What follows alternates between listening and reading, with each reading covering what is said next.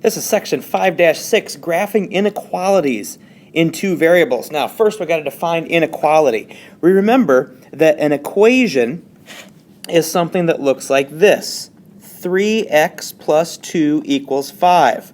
An inequality will replace this equal sign with either a greater than, less than, greater than or equal to, or less than or equal to. So it would look something like 3x plus 2 is less than or equal to 5. Now it is important as you do these. I'm not going to spoon feed you on which one is greater than, which one is less than. This one is greater than, this one is less than. Just, you got to remember that. The way that I remember it is I'm right-handed, so my right hand is greater than my left hand.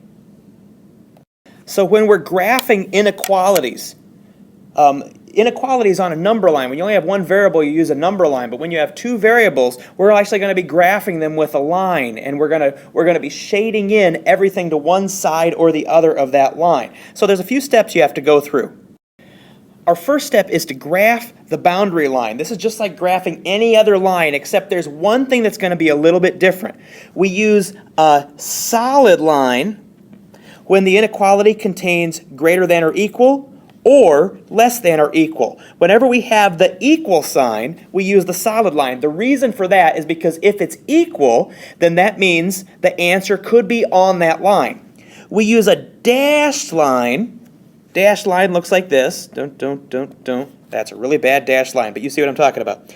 You use a dashed line anytime when the inequality contains greater than or less than, when it doesn't have the equal. That is telling us that the answer cannot be on that line. Then our second step is to shade the half plane that contains the solution. Now, your book has a separate step in between here. It says to use a test point. I don't really like that step. I'll show you how to do it a little bit later on one of the examples, but you should just shade the half plane that contains the solution. So I'm going to give you an example without looking at any particular equation. Let me say that this one is going to be something is greater than or equal to something else. So I'm going to draw the line for the something. Let's say our line is right here. And it's greater than or equal, so you know my line is solid. So if it's greater than or equal, then the numbers are going to be bigger. The numbers are bigger up here, so I shade this part.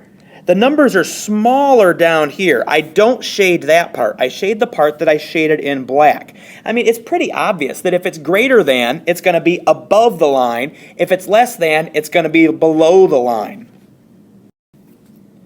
So I want to show you some other equalities. Let's say that this is our line right here. Whoops, I got to go here. Let's say that this is our line. And you notice this one is a dashed line. So the dashed line means what?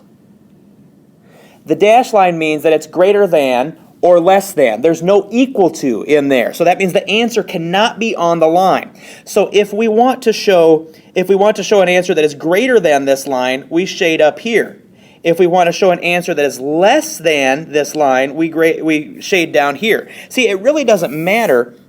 I mean, it's really obvious. As long as you know greater than or less than, greater than is always above the line, less than is always below the line. Now, there is one exception. You know, you can have horizontal lines. Horizontal lines are really easy because it's just like this.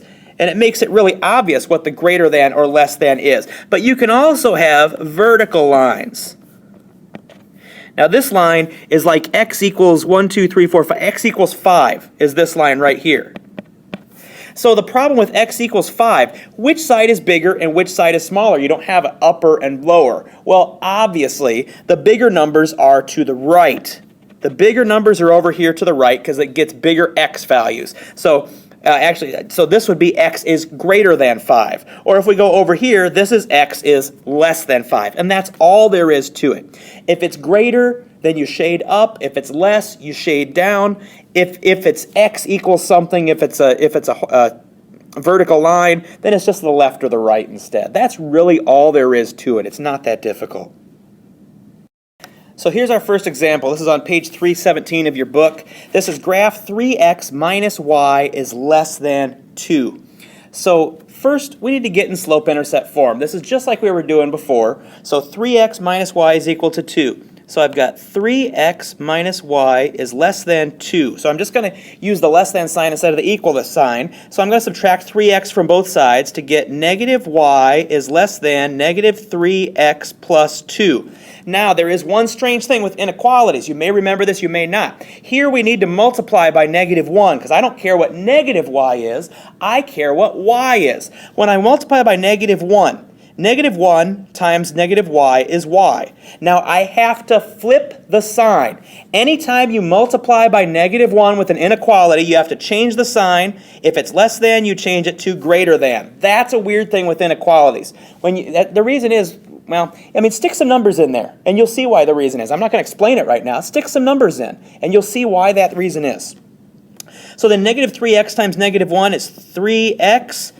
And then plus 2 times negative 1 is minus 2. So I've got y is greater than 3x minus 2. So I need to find some points on this line. I know my slope is 3, and I know my y-intercept is negative 2.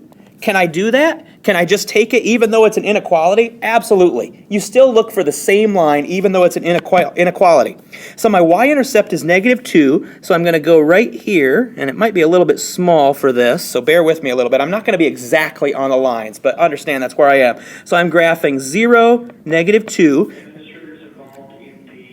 And don't forget that every time that you put down a point, every time that you graph a line, you want to label 2 points.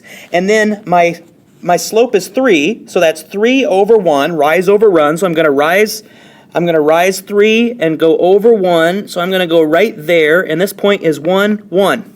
So now I've got my line there. Now I've got 2 points that I can define my line. So I need to decide what type of line it is. Well, I only have a greater than sign. So it's going to be a dotted line. So I've got a dotted line here, and I extend it there with my arrows. It goes through my 2 points. So now I need to figure out, do I need to shade above the line or do I need to shade below the line? Well, it says it's greater than. I want everything above the line, so I shade above the line because my sign is greater than. So this is my answer right here, this graph. I show my line, which is y. Y is greater than 3x minus 2. That's my line. I have a dotted line because it's greater than, not greater than or equal to, and I'm shaded above it. So everything above it is a solution to that inequality. So now we have flipped the page. We are on page 318, and we are graphing x plus 5y is less than or equal to 10. Well, once again, I need to get this in y-intercept form, in slope-intercept form. So I've got x plus 5y is less than or equal to 10. I need to get y by itself is the whole goal, so I'm going to subtract x from both sides to give me 5y is less than or equal to negative x plus 10. And then I need to divide by 5 to get y by itself. So I've got y is less than or equal to negative 1/5 x, because negative x divided by 5 is negative 1/5 x. And then 10 divided by 5 is 2, so it's plus 2. So I know my slope is negative 1/5, and my y-intercept is 2. So I'm going to go ahead and graph this line. Whoops, I was trying to... Okay, so I'm going to graph this line. So I know my y-intercept is at 0, 2, so I'm going to graph that right there, and I'm going to call it 0, 2. And then I've got a slope of negative 1/5. So I'm gonna fall 1 and go to the right 5. So 1, 2, 3, 4, 5 puts me right there, and that point is 1, 5. Okay, and then is this going to be a dotted line or a solid line? And how do you know? This one is going to be a solid line because we have less than or equals to. So I make my solid line like that. That doesn't quite line up, but you get the picture. And then I want to be less than, everything less than. So am I going to shade down here or am I going to shade up here? Which side do I shade? Well, since it's less than, I want to shade everything down in this area. So that's my solution. I've got my line. Y is less than or equal to negative 1/5 x plus 2. That's my equation for my line. I found my y-intercept, And then I found another point just by using my slope, rise over run. And then, since it was less than or equal to, I shaded everything down here in this area. And everything that is shaded in could be a solution to this. And even, because this one is less than or equal to, even what's on the line can be a solution to this. All right, our last example. This is number 38 on page 321. It is saying, no, it's not number 38, it's number 43. See, the 38 is wrong. Understand that. It's number 43 on page 321. Graph the inequality, then determine which ordered pairs are part of the solution set. Our inequality is 2x minus 2y is greater than 4, so let's change that first to slope-intercept form. I've got 2x minus 2y is greater than 4. Then I subtract 2x from both sides to get negative 2y is greater than negative 2x plus 4. All I did was subtract 2x from both sides.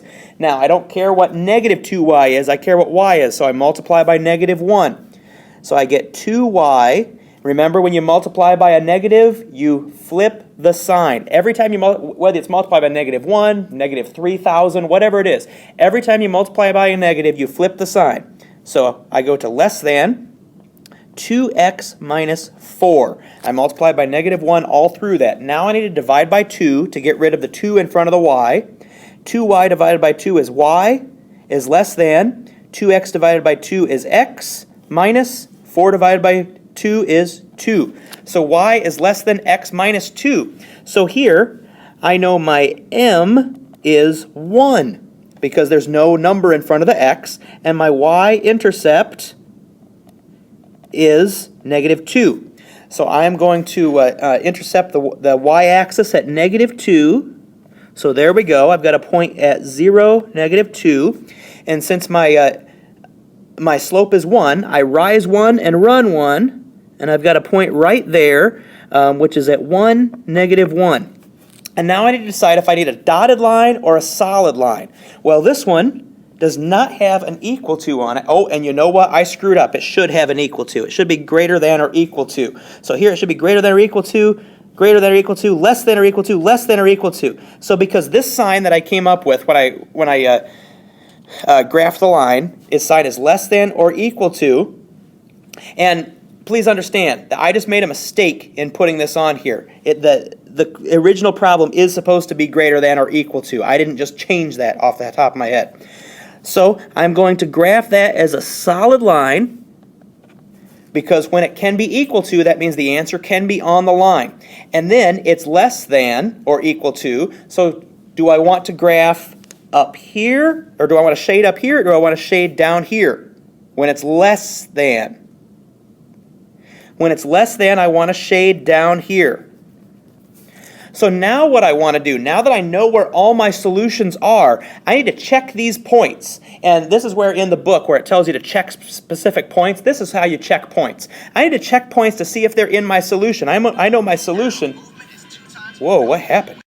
I'm sorry, my laptop just freaked out, started playing weird videos. I must have a virus or something. I don't know, Chrome's books can get a virus. But anyhow, none of that is important. What is important is what is shaded, and we're going to start looking at the points. 0, 0. Is 0, 0 in the shaded region? No, 0, 0 is right here. It is not in the shaded region, so we do not like that. That is not in our solution set. How about 0, 7? So I go 0, and then I go up 7. 0, 7 is right here. Is that in our shaded region? No, so it's not in our solution set. How about 7, 5? Well, I go over 7, and I go up 5, and I'm going to be here, and it looks like I'm just out of the solution set. Now, this is where you want to be really careful in graphing, because I got to make sure that I made a straight line. I did not use a straight edge for this. Boy, as I look at this, I'm going to really recommend that you use a straight edge for this one. Now, if you want to check to see if it works out. In fact, I'm going to check right here. I'll show you another way to see if it works out. So let's put that one on hold for just a second. We're putting 7, 5 on hold. Let's look at 5, 3. Over 5 and up 3. You know what? Let's put that one on hold too, because it's really close. And then 2, negative 5. Over 2, down 5. That one is definitely in our solution set. So I'm going to circle that one and put a check by it. Now, we need to check these last two. So to check them, I'm going to stick them into our inequality. Y is less than or equal to x minus 2. If the statement is true, then it works as a solution. If the statement is false, it does not work as a solution. So I've got y is less than or equal to x minus 2.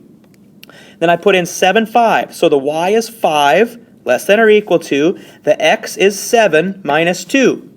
5 is less than or equal to 5. Well, is 5 less than or equal to 5? Yes, it is. So that one works as a solution. So our other one is going to be y is less than or equal to x minus 2, which is 3 is less than or equal to 5 minus 2, and once again, 3 is less than or equal to 3. That is, so these are on the line. So the reason it didn't show up on my line is because I'm not using a straight edge, and I'm not using a lot of precision. So that will teach you that you really need to make sure that you make these precise. So both of these these are the 3 that are in the solution set. The 2 I crossed out are not in the solution set because they're not in our shaded area.